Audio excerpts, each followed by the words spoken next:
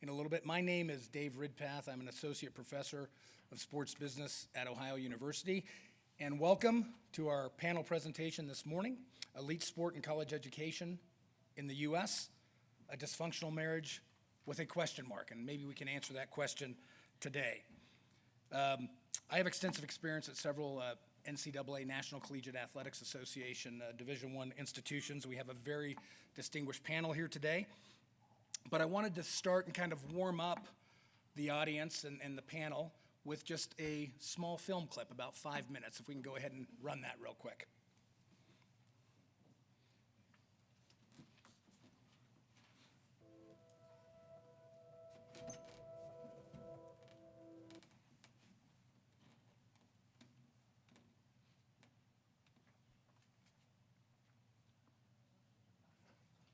Just start again from the beginning. Okay.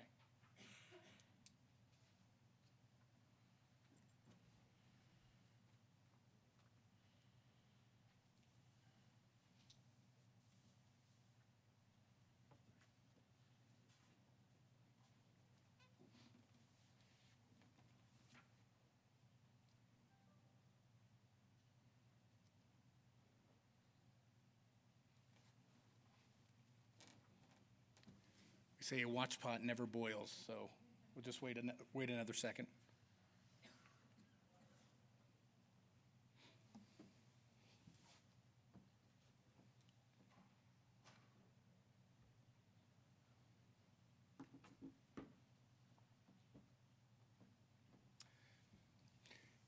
Is it not going to work? I tell you what we'll do is, why don't you get it loaded back there and let me know when it's ready? Does that sound good? Okay. So just so we won't sit here and watch it load, we apologize for that. Obviously, a lot of things going on. We have a great technical crew here, and they will figure that out. So anyways, the film clip is going to add something to this, but I'm going to go ahead and give a brief introduction of what we're going to be talking about today. The purpose of this panel session is to bring together thought leaders to discuss the challenges and benefits of American intercollegiate athletics and its often tenuous connection to higher education and academic integrity. As many of you know, and certainly we have an international audience here, that the United States of America is the only country in the world that has a significant portion of its elite sport development process grounded in the primary, secondary, and higher education systems of America. Are we ready?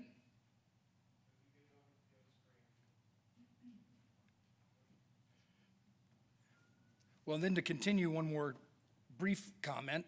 The United States is also the only country in the world that has a hugely successful and profitable commercial educationally sports-based programming enterprise that rivals, if not exceeds, the value and popularity of professional sports. We're going to try again? Let's go ahead and run it.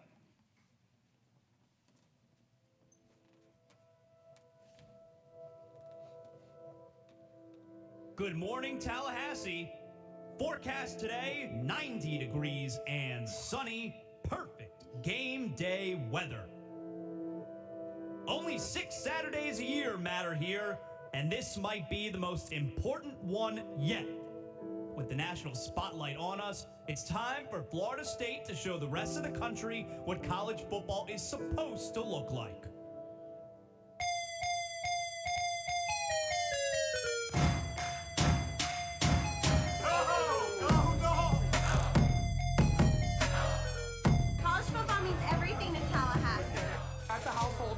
Florida State, the first image people get in Iowa or North Dakota is football. It just helps us grow as a name brand. College football in Tallahassee, Florida is in our blood, definitely in our economy. Cash registers are ringing. You're looking at probably $55, $60. Players in college play and they show their heart. It's about how you love the game, how you're going to benefit your school. It's not about money, it's just for the love of the game, which makes it amazing. We're here for a reason. Everybody can't do what we do. This for us.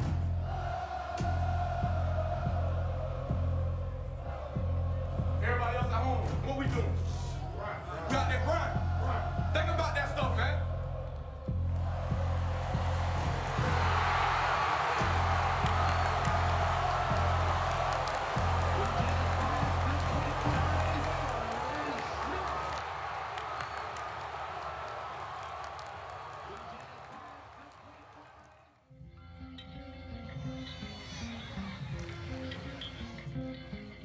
I think as an 8-year-old, I thought I was going to play professional football, and I don't know that I necessarily thought through the process. I wasn't advanced enough to realize that there was only one path, and I had to go play college football.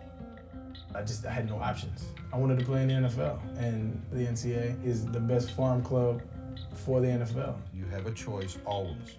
Certainly there are professional football players and professional basketball players who have gone the professional route without the benefit of having gone to college. Since 2006, the last year players could enter the NBA draft out of high school.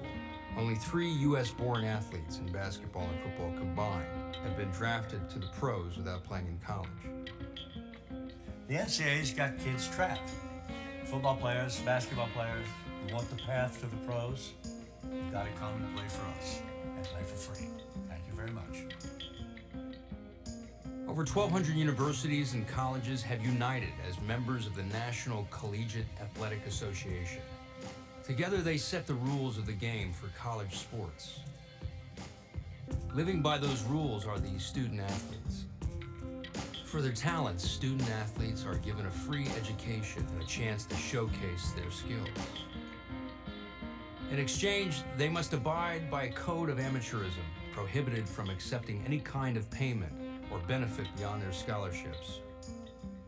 This amateur code is enforced by the NCAA National Office, a tax-exempt nonprofit organization tasked with interpreting and administering the rules set by the member schools. While 450,000 student athletes play dozens of NCAA sports, Division I men's basketball and football hold a special distinction. Every year, they capture the national spotlight and generate billions of dollars.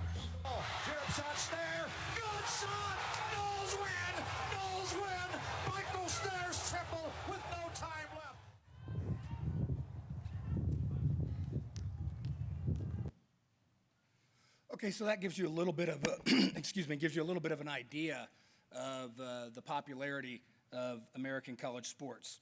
And no more is that evident, or more evident, than in the segment we're going to specifically focus on today, and that is NCAA, again, National Collegiate Athletics Association, Division I college sports.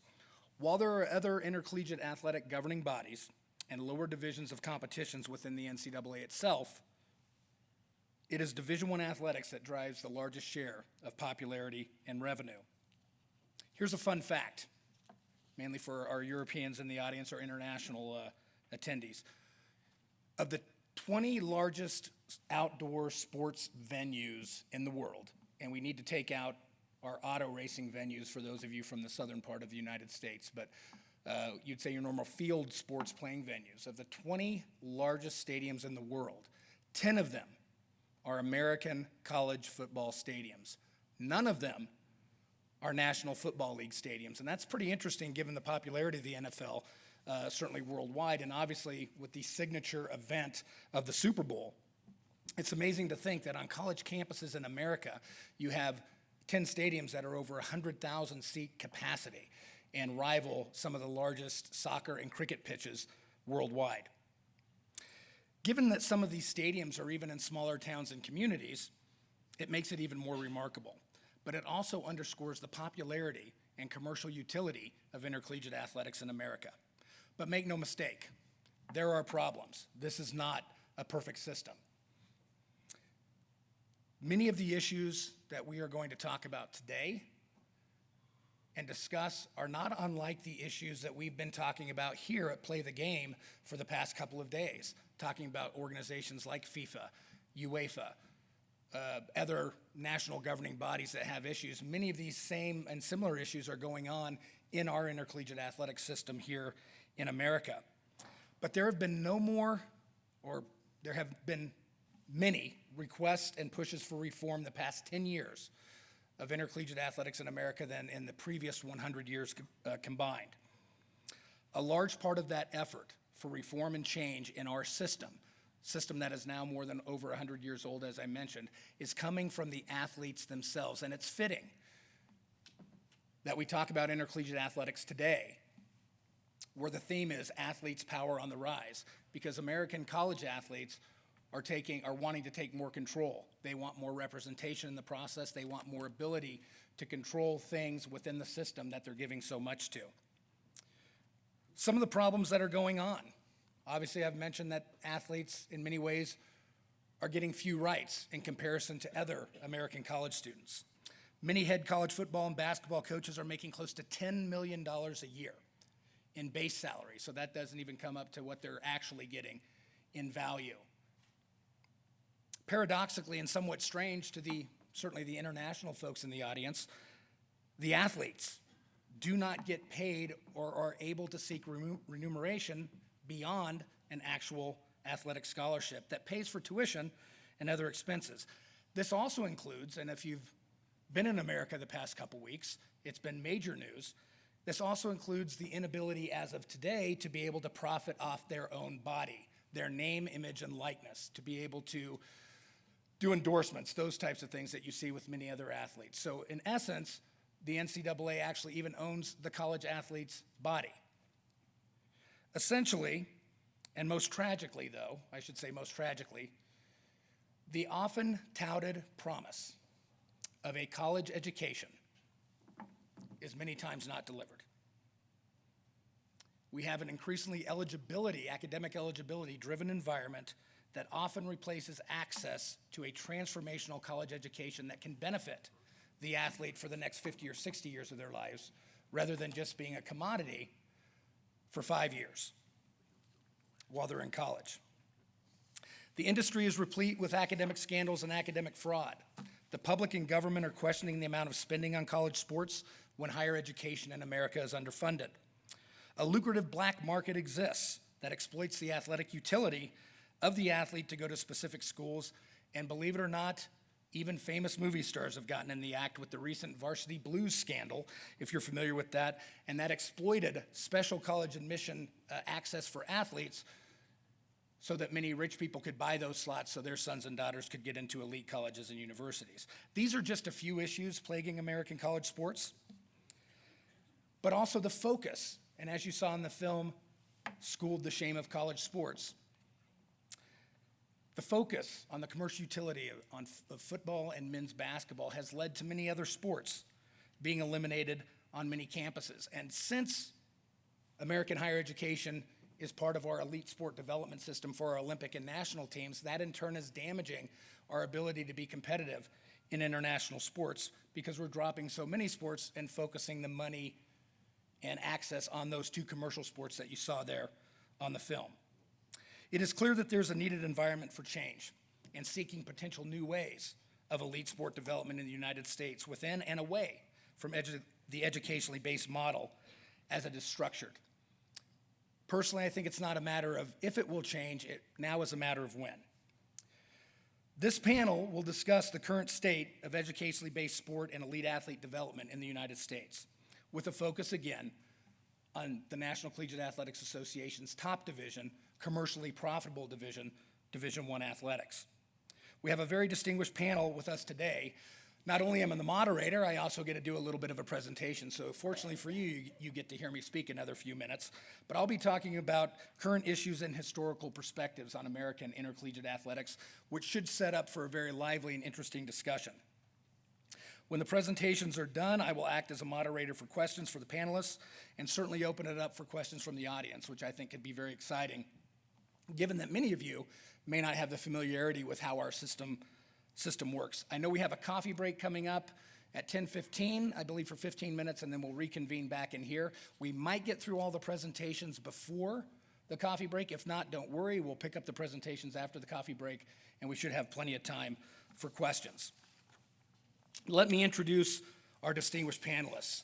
And I'm very honored, as a native of Colorado, Native of this great state. I grew up about 5 miles away from where we stand. I'm especially honored to introduce Coach Ceal Barry, a name that has been synonymous with college sports in this great state and certainly nationwide.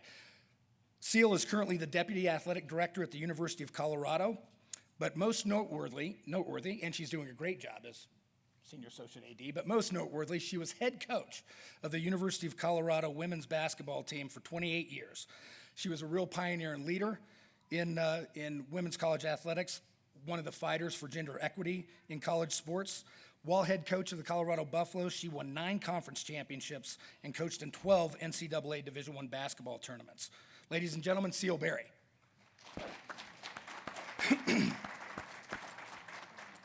Next is another college athletics icon closely associated with this great state. And Karl, I think I would be right on this year that one of the few that has been a conference commissioner at 3 Division I conferences.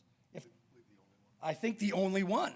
So Karl Benson is one of the few who has actually been, and how we're structured at the NCAA as a national governing body. Then you have athletic conferences or leagues, and then the individual institutions.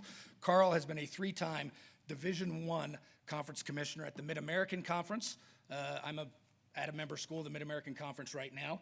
And also I like to say the old Western Athletic Conference because it's a little bit different configuration today. And he most recently stepped down as commissioner of the Sun Belt Conference. And as he was just telling me, he's going to enjoy retirement after a long many years in athletics administration. He worked at the NCAA National Office for many years as director of championships. Also played baseball and coached at Boise State University. Just has a great resume and experience in American intercollegiate athletics. Ladies and gentlemen, Karl Benson. And next is my longtime friend, Carolayne Henry, who has the longest title of anybody up here. She is currently the Senior Associate Commissioner of Governance and Legal Affairs and Senior Women's Administrator at the Mountain West Conference, whose headquarters is right here in Colorado Springs. She oversees compliance and governance matters that concern the Mountain West Conference and the NCAA. She has served on numerous high-level NCAA committees and was the Mountain West Conference representative to the NCAA Management Council from 2004 to 2008. Carolayne was also the chair of the NCAA Women's Basketball Committee from 2012 to 2014, and that is the group that heads up and organizes and runs the very popular NCAA Division I Women's Basketball Championship each year. She is a lawyer by trade. She's admitted in the state of Pennsylvania, and also a fantastic athlete. She played basketball at the University of Michigan, and then later received her law degree at the University of Pittsburgh. Ladies and gentlemen, Carolayne Henry. And our last panelist is my good friend, Dr. Andrew Zimbalist. Andy is the Robert A. Woods Professor of Economics at Smith College, where he has been at in the economics department since 1974. He started when he was very young, though, right? Andy, we want to say that. He's also a longtime member and a fellow member with me on the board of directors of the Drake Group. That's a consortium of faculty, staff, and others defending academic integrity in college sports and pursuing wholesale reform initiatives. He received his BA from the University of Wisconsin, his master's and PhD from Harvard University. He has consulted in Cuba, Latin America for companies, many sports organizations. He has an outstanding resume. For me, most notably, he has published several dozen peer-reviewed articles and an amazing 27 books. And I will tell you, I've read most of them, and if you do have a chance, they're outstanding. They cover the gamut of sports, not just college sports. But he has written several books on college sports. A couple of the more notable ones: Unpaid Professionals, Commercialism and Conflict in Big-Time College Sports. Andy is still a book I assign in classes, so you'll be glad to hear that. And also a most recently finished book, Unwinding Madness, What Went Wrong with College Sports and How to Fix It. He wrote that with fellow Drake Group members Dr. Donna Lopiano and Dr. Jerry Gurney. It's an outstanding book. It's endorsed by Bob Costas, a famous sportscaster here in America. And I also do want to mention he wrote a book called Equal Play, Title IX and Social Change, with a fellow Play the Game attendee, Nancy Hogshead McCarr, who's right here in the audience. So I wanted to mention that. Ladies and gentlemen, Andy Zimbalist.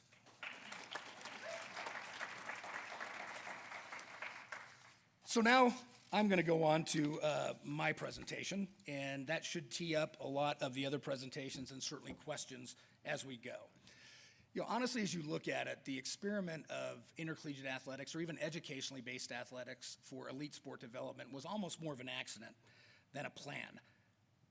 But it does sound, on the surface, as a very noble idea, a wonderful deal, and a noble purpose.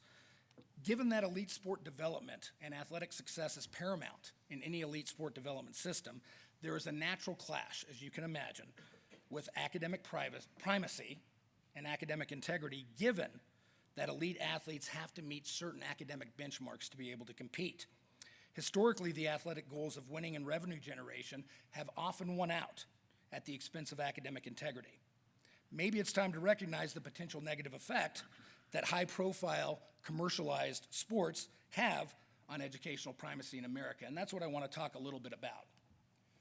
So what we're going to talk about today, and some of this will be brought up by the other panelists, but I do want to give you a little bit of a historical background for those of you that don't have a lot of familiarity with American Intercollegiate Athletics, how it was established, other governing bodies, and then talk a little bit about the paradox of elite sport development.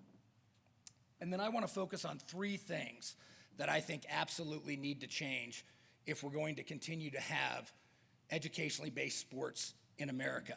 And the three things I'm going to focus on, what I call the myths, are amateurism, academic primacy, and competitive equity. Those three things are what really make up the bulk of the rules and the governance process of the National Collegiate Athletics Association.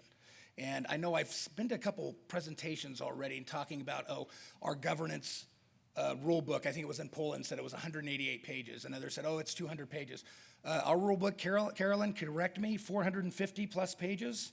I don't know the number. But it's a lot. But it is a lot.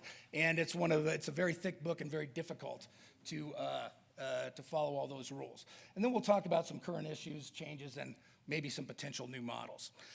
All right, as was said in the film, over 1,000 universities participate and offer intercollegiate athletics at various different levels. It's a major part of the sports development industry in America. As you can see, and as you saw there, and Florida State University was the focus, it is very exciting. I'm a big fan. I watch it. I love to watch it. It is an exciting part of sports in America. But it does have, as I've mentioned, many challenges and problems.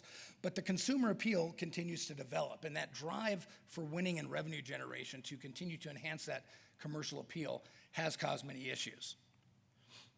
I do want to just say this real quick. There are other intercollegiate athletic governing bodies in America. We focus on the NCAA, which is the largest and has the most schools, but there are some other ones, as you can see there. It's really the choice of the institution which one they want to be in. Most do choose, however, to be in the NCAA. Anybody know who's in that picture? The people on the panel can't say anything. Well, the one on the would be my right, your left. That's actually our former president, Ronald Reagan. He was once an actor. Who would have thought an actor would ever be elected president? Crazy. It's almost as crazy as a reality show person. I'm sorry. I just thought I'd throw that out. Anyways, you can see some dates there of how intercollegiate athletics were established in America. What I want to show by this primarily is that most sport, and Andy Zimbalist knows more about this than I do, but most sports started in the college athletic space and predates almost every professional sport, I think every professional sport except baseball. So intercollegiate athletics, games were brought over from Western Europe and other countries. They were developed. Students played them on campuses as a way to blow off steam. One day, one student said, let's play another student in some game from another school. People showed up to watch. And somebody said, wow, we could actually maybe sell tickets to this. That's a really rudimentary way of looking at it, but that's essentially how it happened. One date that I do want you to focus on is 1973. That's actually when the divisions in the National Collegiate Athletics Association were created, Divisions 1, 2, and 3. And today, the NCAA conducts 88 championships in 23 sports. So what is the National Collegiate Athletics Association? Carolayne is going to talk more about this, I know, today, but just so that you understand, it is a membership organization made up of the schools. The schools are the ones who decide the rules and regulations and all governance processes. It's a bottom-up governance process. The NCAA does have a national office located in Indianapolis, Indiana. They implement the rules and apply the rules and sometimes interpret the rules that are set by the membership through various governance processes. And it is a bureaucratic organization, many committees, many voting, everything very similar to quasi-governmental organization. Again, Those are the championships that they administer, but it's over 400,000 athletes that are at NCAA colleges and universities competing for national championships, and the national office is located in Indianapolis. Now, this is getting into what I really want to focus on today with the panel. And I want you to focus on a couple words. This is pulled right from the NCAA Constitution and the NCAA Manual. The core values and ideology of the National Collegiate Athletics Association. So look at the core purpose there. It says, our purpose is to govern competition in a fair, safe, and equitable and sportsmanlike manner. Looks very much like FIFA, looks very much like UEFA, right? And then it gets into a little more detail. And this is where we've got to get into what's really going on behind the curtain. To integrate intercollegiate athletics into higher education so that the educational experience is paramount. Meaning that participation in college athletics should be secondary to participation in high-level, to participation in athletics. Academics should be the priority. Core values, the collegiate model of athletics where students participate in college sports as an avocation. Okay, that means it's a hobby. That means it is something they do for fun. Looking at that film, that might be pretty difficult to say that that's the case, especially when it generates billions of dollars of revenue across the board. We want to pursue the highest levels of integrity and sportsmanship. Well, sadly, we talked about, in FIFA, we talked about bribes. We talked about Qatar with bribes for the World Cup. Well, we have scandals going on almost on a daily basis in intercollegiate athletics. We are going through an issue right now of where the FBI, kind of like with FIFA a few years ago, where the FBI uncovered something most of us knew what was going on, of that lucrative black market of where Adidas, or for my German friends, Adidas, was paying bribes to get certain basketball players to go to certain schools. So we have bribery, we have scandal, we have corruption also. And then the bottom one, and this is really the key, the pursuit of excellence in academics and athletics. And that can be very difficult to obtain. Not that it can't be done, but that can be very difficult to attain. So focus on that as we go through. All right, just so you know, again, for those of you that aren't very familiar, how is the NCAA funded and operated? Primarily from a macro level, it's going to be funded by television rights and championships. The NCAA Men's Basketball Championship, something that Karl Benson was intimately involved in for many, many years, is the biggest cash cow and essentially funds virtually all of the NCAA's operations at the Division I, II, and III level. Other things like royalties, investments, those things also add to the funding at the national level, and then that money is distributed, and Carolayne can speak a little bit more about that, distributed to member institutions. NCAA institutions, if you have a football stadium, over 100,000, you're gonna make a ton of money off ticket sales. Lots of sponsors are gonna want their signs in there. So you're going to be able to make a ton of money that way. Certainly media rights, whether it's at the national level, the conference level, or the institutional level, also generate a ton of money. Here are just a few, and this is by no means an inclusive list of the issues that we're dealing with on almost a daily basis in intercollegiate athletics. The big one at the top there, academic eligibility versus academic primacy. Is keeping a young man or young woman eligible in a major that may be a field of study that is not one that they're interested in, but just to keep them on the field or court, is that fulfilling that core purpose that I just showed you on the screen? Going down a couple bullet points there, athletes' rights. The athletes are now asserting their rights at the college level, and you can see that right now, you have several bills that are being proposed by different states. There's also bills being proposed at the federal level that college athletes should be permitted to profit off their name, image, and likeness, since this industry generates billions of dollars and the athletes technically are capped with how much that they can earn. We'll talk about, again, amateurism and other things as we go forward. Here's what I want to kind of bring it in today before we go to our presenters. I believe, and we certainly can have a robust, vigorous debate on it, but that NCAA Division I level athletics is built upon what I call three specific misrepresentations. One is the myth of amateurism, the myth of academic priority, and the myth of competitive equity. Regulation of college sports within these three things, which are the primary reasons why we have a 500-page governance manual, really present a constant governance nightmare and make it very ripe for abuse. Looking at amateurism, for the most part, this is an outdated concept that is not practiced really in the traditional sense of amateurism anywhere else in the world. We all know about the Olympic Games. They dropped the facade of amateurism years ago. And being from Colorado, and certainly Karl and Ceal will remember this, but I can remember Avery Brundage, one of the last bastion champions of amateurism, literally pounding a podium in Colorado Springs saying that the Olympic Games will die if we give up the concept of amateurism. Little did we know that we were one of the few countries even trying to practice it. That Miracle on Ice team of college students that beat the Russian team back in 1980, that Russian team was a professional hockey team. They were not amateurs. They were getting paid and all these other things. So we have to ask ourselves, is amateurism a necessity for intercollegiate athletics in America?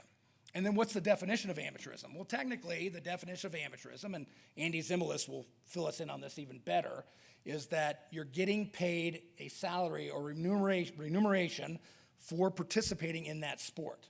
Now, how do you define that? That's where it becomes a little bit nebulous. In the traditional sense of amateurism, even getting a college scholarship to play in college sports would be a violation of amateurism. Maybe even getting a uniform, getting a pair of shoes. So the NCAA throughout the years has essentially defined amateurism any way they want to. And the goalposts are moving every day. And I pull out a quote from Andy Zimbalist because I like it so much. He says, basically, the concept of amateurism is whatever the NCAA says it is. It's an idiosyncratic, changing, frequently arbitrary, and often illogical definition. That's really where we're at. We don't even really know what amateurism is, but we claim that we have to have it or people won't watch college sports. I would argue the exact opposite. I don't think people care. NCAA says we're not going to be pro-competitive if our athletes are not considered amateur. Well, just saying they're amateur, but not being amateur to me is illogical. And honestly, most people, and I think you could see by the film clip, they just want to watch the games. They're not really overly concerned if the athlete is getting more than a scholarship or getting paid, in my view. In short, what I feel from an amateurism perspective is we've had this 100-year-plus model, and we've tried to maintain that same model through changing times. We have to evolve. We cannot treat intercollegiate athletics in America as we want it to be. We have to treat it for what it is. And it certainly is not an amateur sports organization, if one ever existed. Academic priority. Even though the NCAA conferences institutions tout that our athletes are here for academics first, academics is a priority, the NCAA as a national organization has said in court that they have no duty to ensure academic integrity or quality of education. And academic eligibility does not equal education. Keeping somebody eligible for a certain grade point average or a certain percentage of degree in a certain major is not a transformational college education experience. Having 80% of your football players in poultry science, and I have nothing against poultry science at Texas A&M, is probably telling a big red flag that you are putting athletes there for the sole purpose of keeping them eligible, rather than giving them true access to an education. University of North Carolina had a massive academic scandal of 20 years of fake or marginal classes solely to keep men's basketball players eligible. And they skated away from punishment by saying we had other students in the class, even though I would think the panel may agree with me on this, even though a system like that would have never happened but for the benefit to athletic eligibility of those athletes. And the sad part is, and this is a deeper issue, all of those athletes were African-American males. We have an extreme racial issue with how we're exploiting college athletes in intercollegiate athletics today. So we talked about major clustering, and time demands on our athletes are increasing. It's very difficult to be a functional college student if you are spending 40 to 50 hours on your sport, traveling more than ever. Your sports have now become year-round. In football, once you're done in January, you start spring football the next week, it seems like. We are taking away more and more time from our athletes so we can increase competitive equity, but we're not doing anything to increase academic primacy. Competitive equity, and I might get some debate from the panel here, but as I want to state from my view, it doesn't exist. However, many rules that we have in the NCAA today are built upon trying to level the playing field and keep the field equitable. At the end of the day, the best players, the best coaches, and the most money is going to go to the biggest schools. That will likely never change under any situations. Just to give you an example, we're celebrating 150 years of college football this year, and we've never had in the Division I space an actual playoff, if you will, to determine a champion. We've had various ways of determining a champion over the past 150 years. And I don't know the exact number, and maybe one of the panelists know the exact number, but I will tell you less than 30 schools in 150 years can claim a Division I football championship. That shows me that there's not a lot of competitive equity, but we're trying to make rules to make that scale balanced. I work at Ohio University. Karl used to be commissioner of the Mid-American Conference. It's a fantastic conference of like schools, relatively smaller athletic budgets. I am 70 miles southeast of what is affectionately called the Ohio State University, one of those 100,000 seat stadiums that I spoke of earlier, yet we are playing in the same division, in the same sandbox, trying to be something that we're not. We don't have the money, we don't have the infrastructure, but yet we're trying to play in that same sandbox as Ohio State University. And why do we do that? Because we try to focus on something that we call the front porch theory. This is a takeoff of the old broken windows theory in 60s and 70s, where urban blight could be lessened by if a building has a window that's not broken, drug dealers, prostitutes, and others won't move in. So we've taken this approach in college athletics that our athletic program is the cleanest and clearest window that our institution has seen, and we have to project excellence. And how do we do that? We project that by winning. We project that by generating revenue, those types of things. But at the end of the day, there's only going to be one winner, right? The other reason why we use the front porch series, we often say, hey, if we win and if we have a competitive athletic program, our enrollment, marketing dollars, applications, all these things are going to increase and we're going to explode as an institution. Overall, that is largely unfounded, as you can see by the citations up there. There might be a short-term spike, but any sustained gain from winning is usually offset by more spending. So that usually is the end result of that. Why is the myth perpetuated? Again, we want to win. We think our institutions are defined by who we are. We want that Division I moniker. Karl and I were just talking about a school you've probably never heard of it, Tarleton State in Texas. I have no idea where it is going to be moving up to Division I athletics because they believe, and I've seen some of the rhetoric coming out of that school, that they believe moving to Division I athletics is going to make our school better academically. It's going to make our school this, that, and the other. And in many times, it's a fool's choice. It's fool's gold, as we say. But many schools are trying to chase this, and we ask why? Because they see those few examples where sometimes a school might actually break through and win something big, and they get that fleeting publicity and maybe a short-term spike in applications, and other schools think they should do the same thing. There's that belief and perception. But I will tell you, overall, most people don't confuse Ohio University for Ohio State. They know that Ohio State is at a completely different level. And I often question every day, why are we trying to compete at a level that we can never win championships in, certainly in the two marquee sports. Other sports, that might happen, but for the most part, there's no chance. So some conclusions. Change is coming for elite sport development and commercialized college sports in the United States. Education systems, whether it's at the primary, secondary, or higher education level in America, I believe it must change. There's extreme pressure right now going on literally on a daily basis. And I was in Washington, D.C. last week meeting with congressmen, or 2 weeks ago meeting with various congressmen and senators who are at a point right now, believe it or not, those of you from America, we have a bipartisan issue here. Many congressmen and senators are looking at this from both sides of the aisle and saying to themselves, this is wrong.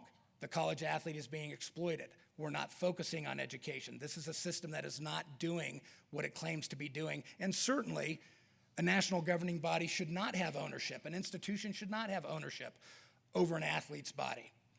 So there's extreme pressure going on.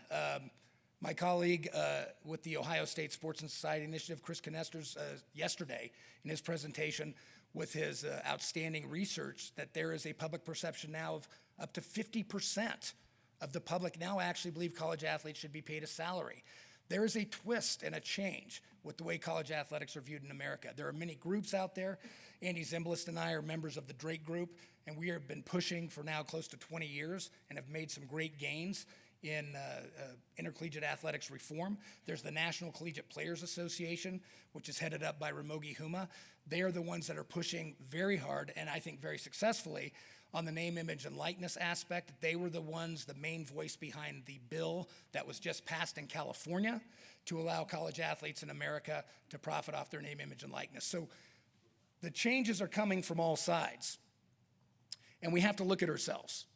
Can we move to a more broad-based elite sport development system and change this century-old dichotomy that really, I still believe, is a dysfunctional marriage that really needs to go to marriage counseling? And it can change. At the end of the day, regardless what happens, we are still going to watch the games. So why hold on to a model that is unfair? I think it can change, and I believe we can do it. Thank you very much.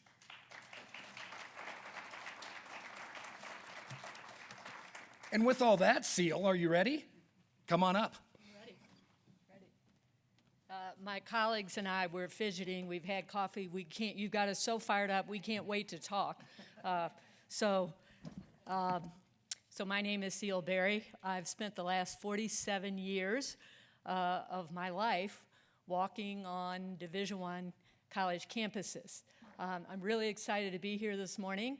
I learned about Play the Game from my colleague, Dr. Roger Pilkey, who started a sports governance center at the University of Colorado, Boulder. So I want to thank Roger for introducing me to Play the Game and having the chance to be a part of the panel this morning. So yeah, I've spent 47 years walking across Division I college campuses. I played 4 years of basketball and field hockey pre-Title IX at the University of Kentucky, which is the epitome of men's college basketball machine when you're talking revenue production.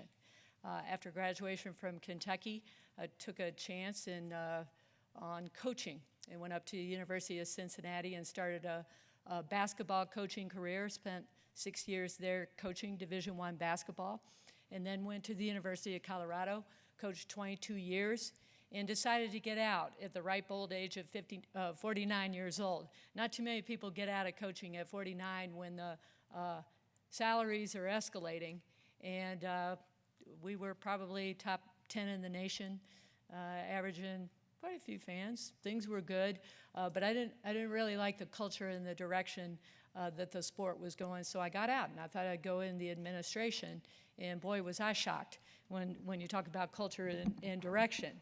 But I walk to work every day. And when I walk to work, I see students going to class.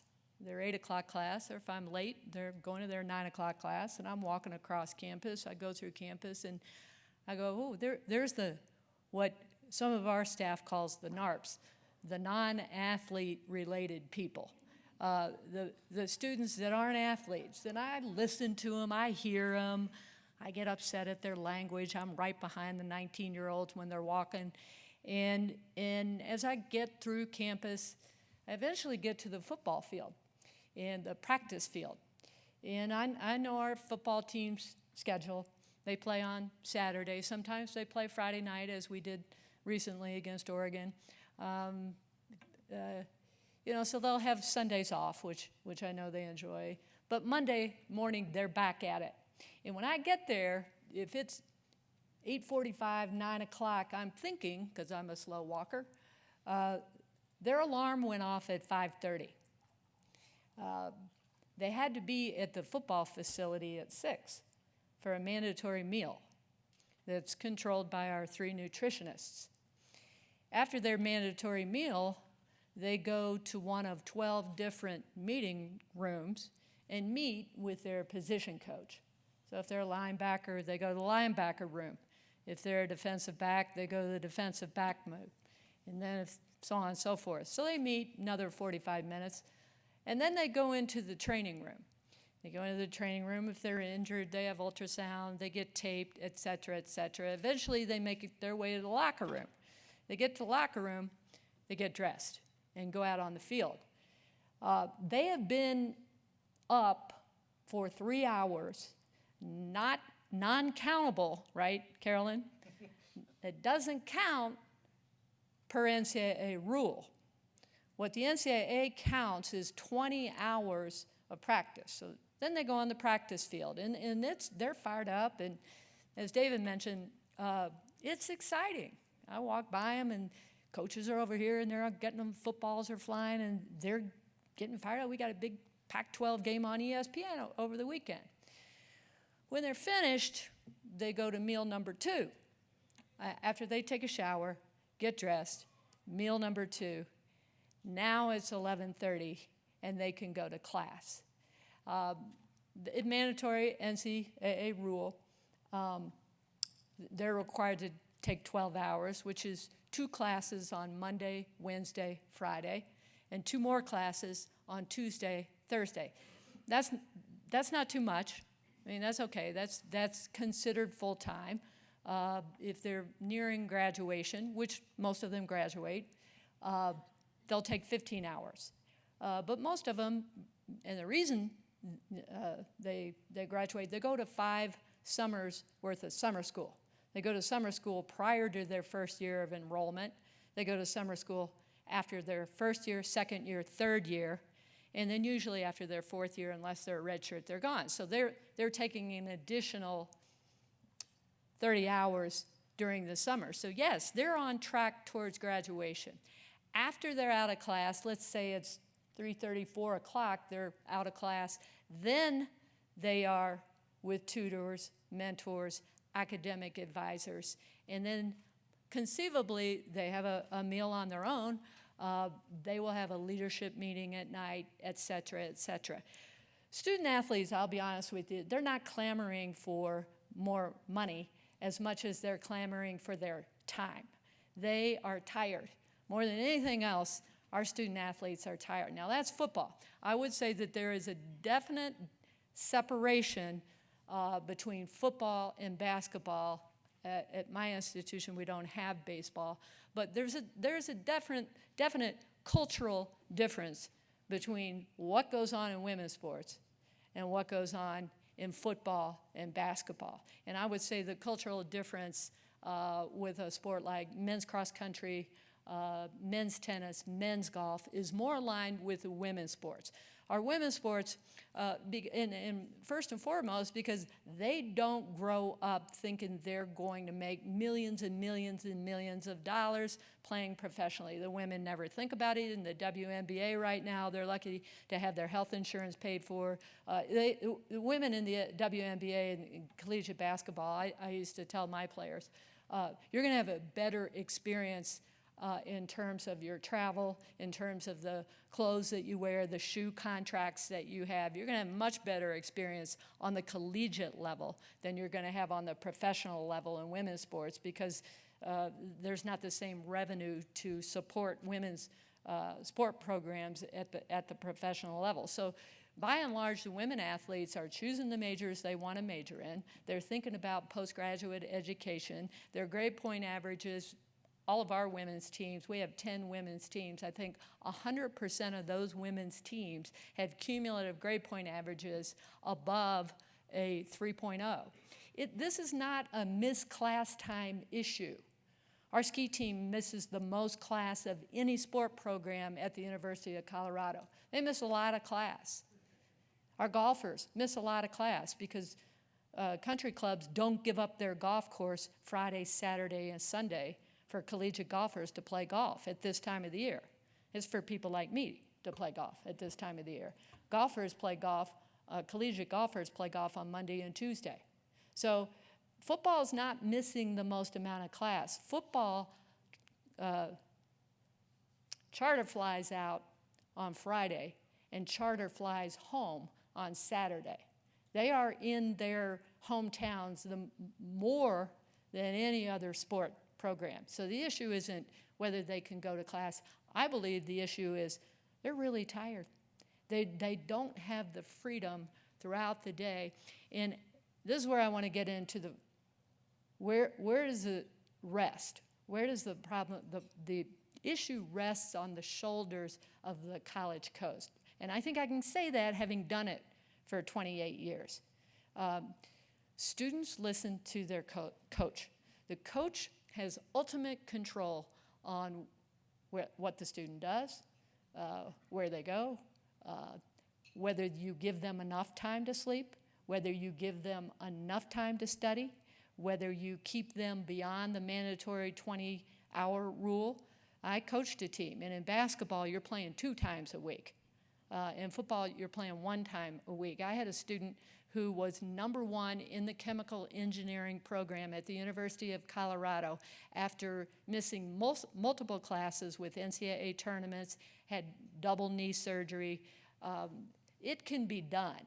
And there can be a functional marriage between Division I collegiate athletics, but I think the culture has to be set from the time you recruit.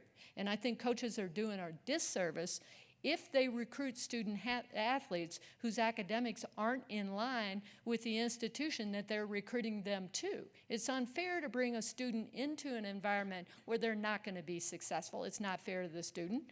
It's not fair to anybody involved. You want to bring students into an environment where they are going to be successful academically and athletically. And I think a good coach, so it starts in the recruitment process. I think there are a lot that are complicit in what might be considered the problems of Division I athletics. Secondly is admissions. Admissions has ultimate control over who gets admitted to institutions. But once a student is on campus, coach can dictate, coach knows there's an app called Teamworks right now. I'm sure most of you are familiar with it. Coach knows exactly where every single student athlete is every minute of the day. All they have to do is punch it on their phone, go in, type in the student's name, and they can find out where the student is. When I was coaching, we had a very regular class check policy.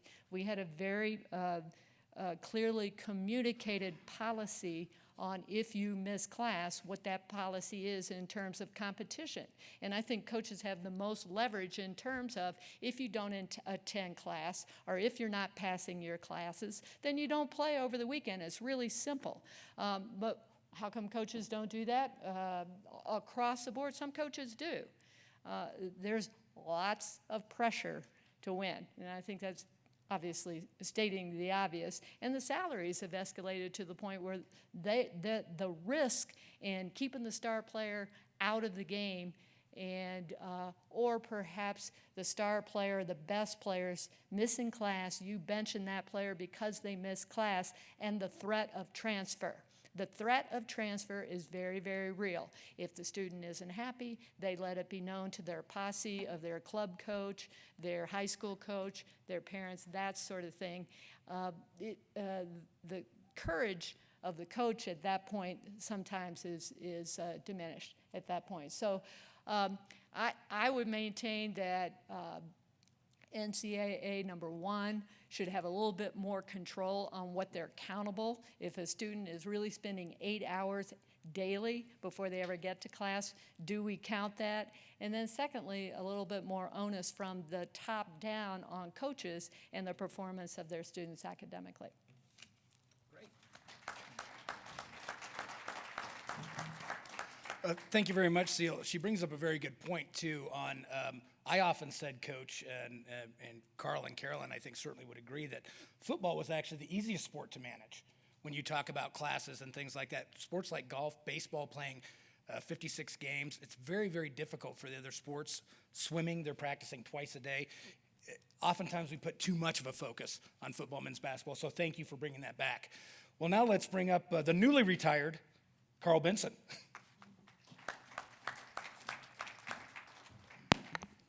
Good morning, everyone. It's certainly a pleasure to be part of this summit and specifically this particular panel. Like Ceal, I'm a product of intercollegiate athletics. I have her by a couple of years. I first started my intercollegiate athletic experience in the fall of 1970, and I hadn't really thought about it until she brought up her 47 years. That makes mine 49. So we are products. Carolayne is also a product of the intercollegiate athletic experience. And obviously all three of us took our intercollegiate athletic participant experience and made it a career, which I think is an unbelievable to say that, that for 49 years now I've had the opportunity to, watch and feel and be part of intercollegiate athletics and the passion that exists here in the United States. I know we're scheduled for a break here in a few minutes, but if I could get everyone to just stand up, maybe just a little stretch, but also it'll serve a purpose for me here. Just try to get an idea of our audience. Those of you that reside and work in the United States, please sit down. Those of you that work and reside in North America, and I was looking for a couple of my Canadian friends from last night, they too can sit down. If you're North America, Canadian, anyone from Mexico. So I'm assuming that everyone else is either Euro or Australia, something across the pond. I spent the last 2 weeks in Europe on a vacation, a wonderful adventure to France, Germany, Belgium, and Hungary.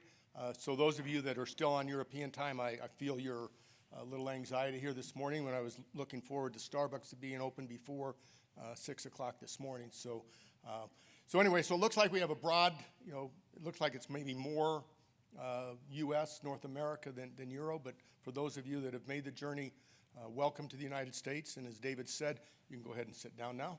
So we have an idea of what our audience is. U.S. intercollegiate athletics is a different animal, so to speak. And they asked us early on to give a title to our remarks. And if you'll see in the program, my title is At a Crossroads, College Sports in the U.S. And David teed up some of those issues that we face and have faced over the course of 150 years now, so to speak, in terms of college football. I identified 3 issues that I thought were paramount, and probably before the end of this session, we'll have an opportunity to debate. And David, Carolayne, and I were sitting next to each other welcoming the debate on some of the issues that you've brought up. So I'm going to forego some of those counter arguments, perhaps, until we get into the debate. Little did the Danish Institute of Sports Studies probably recognize when they decided to bring this summit to the U.S. With the title Athlete Power on the Rise, that it would be so real and so up to date in terms of what's happening inside of the U.S. In terms of intercollegiate athletics. David has mentioned that both he and Andrew are members of an organization called the Drake Group that has been for those of us maybe on the other side, Ceal and Carolayne, that are part of intercollegiate athletics, the Drake Group has been a watchdog, and at times a very, very needed watchdog for intercollegiate athletics, as has an organization called the Knight Commission, 2 national organizations that are totally independent of the NCAA, yet have provided that oversight and that watchdog. And I appreciate the work that you and Andrew have done. But again, like most arguments, there are 2 sides, to the story. And I'm sure that Carolayne and Ceal and I will have an opportunity to debate some of those. But if you were to Google the Drake Group this morning at 5 a.m., they released a major press release with a headline, "The Drake Group calls upon the NCAA to work with Congress to install a system allowing college athletes to earn revenues from outside employment and commercial use of their own name, images, and likeness." And this is today the number one issue facing intercollegiate athletics. David mentioned a California law that was passed in the last 30 days. Just a clarification, that law only applies to student athletes in the state of California. That is a state law, not a national law. The NCAA at this time is trying to manage that in terms of you have a national governing body, You have state laws, which is going to win that one. And we'll have a chance, I'm sure, later on to address that. The two other issues, though, that I think are really important, safety and the health and safety of student athletes. And again, there's always been a need and an oversight to make sure that our student athletes are being taken care of physically, mentally, emotionally. And I'm proud to say that over the course of the last 15 years, we've made huge strides in addressing those needs of our student athletes, much more than that of the normal student body population in college sports. And one of the things that as we will counterpoint, student athletes are provided some of the best health care that you can find on a college campus. We now are addressing mental health on campuses. We're addressing physical and emotional health. So all the negativity that might surround intercollegiate athletics and that of being a student athlete and the demands of a student athlete, we can always point to some of those. Another issue that 6 months ago, this was the hot topic, and it's now been replaced by the NIL, the names, images, and likeness. And that's the transfer policy, the transfer rules that are currently in place, whereby a student athlete enrolls at the University of Colorado, for whatever reason, does not enjoy that experience, wants to transfer to Colorado State University, just as an example. And the binding restrictiveness that has been in place in terms of transfers. Again, bottoms up from student athletes' rights to whether they can transfer. A coach can, resign day November 1st and be employed at another university. Shouldn't student athletes also have some of those same transferability rights? So names, image, likeness, transfer, health and safety issues. How did we get here? And again, I'll be brief here so we can get to the break and come back and make sure that Carolayne and Andrew have their due time. I think there's a red letter day in intercollegiate athletics that changed the world and changed the world of intercollegiate athletics. June 28th, 1984, the headline in the Washington Post read, "Supreme Court breaks NCAA hold on TV college football games." The NCAA and the University of Oklahoma went to the Supreme Court to determine who owned the television rights. And up until 1984, the NCAA, the organization, the NCAA, owned and managed and received the revenue from all college football television rights. And back in those days, that was pre-cable TV. It was the three networks and maybe a couple of regional televisions, ABC, NBC, CBS, the Atlanta Superstation, the WGN in Chicago, but there wasn't ESPN. And that Supreme Court decision, in my opinion, changed it. Here's a book for you to read if you really are interested in how college football and the impact that television has had. The author is Keith Dunavant, Dunnavant. It's called The 50-Year Seduction, How Television Manipulated College Football. And it obviously began much earlier than 1984, but that was 35 years ago. So 15 years before, so this book captures this 15 years before the Supreme Court decision, and then the last 35. What did that mean to intercollegiate athletics? It meant that the ownership of television rights reverted to the institutions, thus the conferences, as David tried to explain the structure and the governance structure, the conferences. And once that was established, conferences then recognized the value that college football, college basketball had to their member universities. And at that point, to some extent, even the role of commissioners changed. That conferences had been service organizations. We did championships, we did officiating, we did media relations, we did compliance, but it was not a enterprise. In post-1984, and as we approached 1990, conferences flipped the business model and became revenue engines. And in 1990, which corresponds with the first year that I became a commissioner, 5 years after the Supreme Court, we started seeing conference membership changes.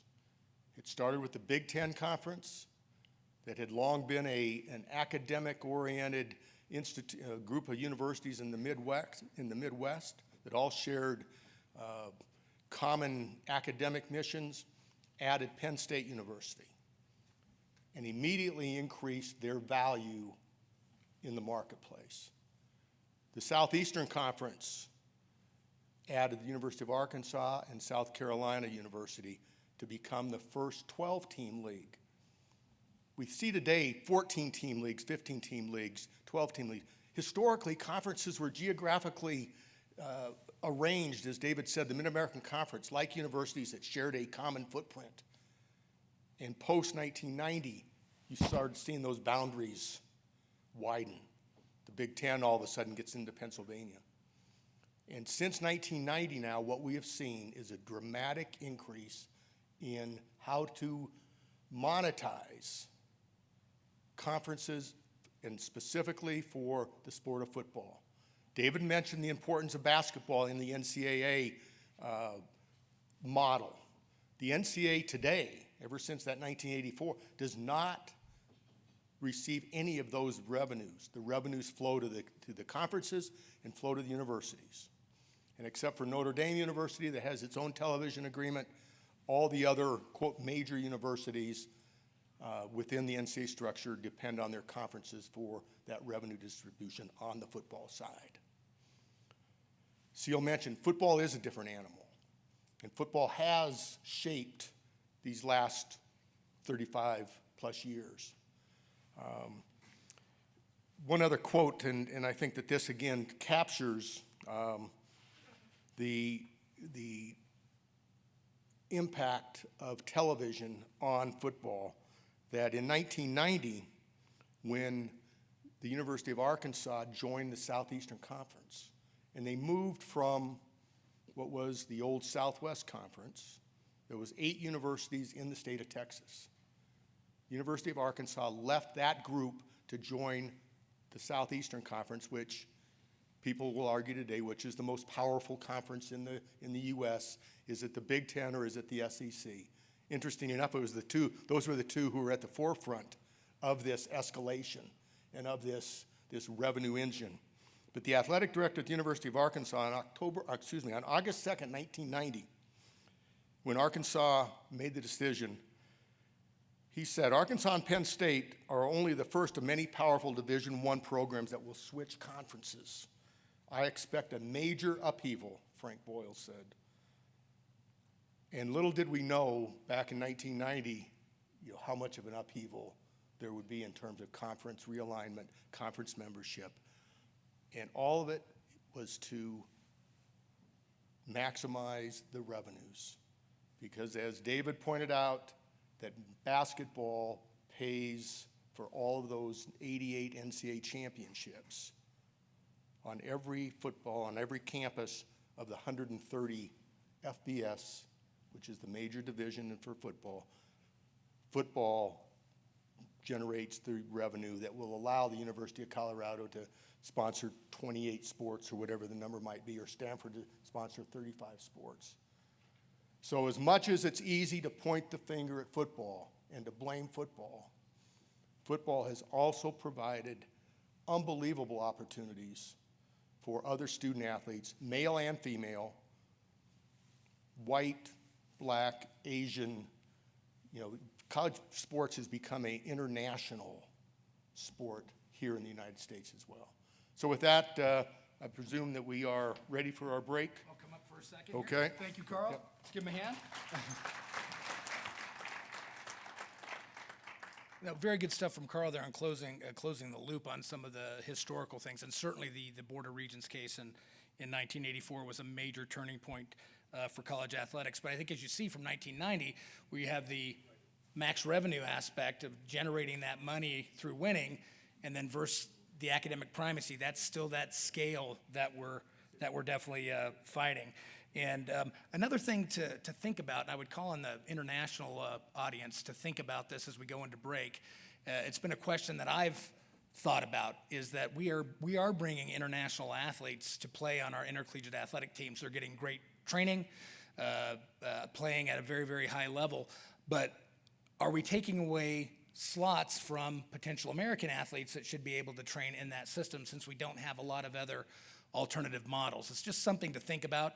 I don't want to sound Trumpian here, build a wall or anything by any stretch, but if we have an elite sport development system that primarily does fuel our athletic development system in America, the more and more that we recruit international athletes to those teams, are we diminishing our chances for our own national Olympic teams down the road? It's just a question that I'm throwing out that it kind of, Karl piqued my interest by saying that. Okay, so we do have coffee break. Be back here, Nils, I'm sure it's 10:30? 10:45, so that's a half-hour break? Okay, I apologize. We have a half-hour coffee break. Please come back at 10:45. We're going to start with Carolayne, and then we'll go to Andy. Okay, they would like to shorten the break. Is that possible, or we got to stay with the... Shorten the... Okay, I am being outvoted. Is that okay? Play the game? Okay, 10:30, I agree. 10:30, be back in here, please.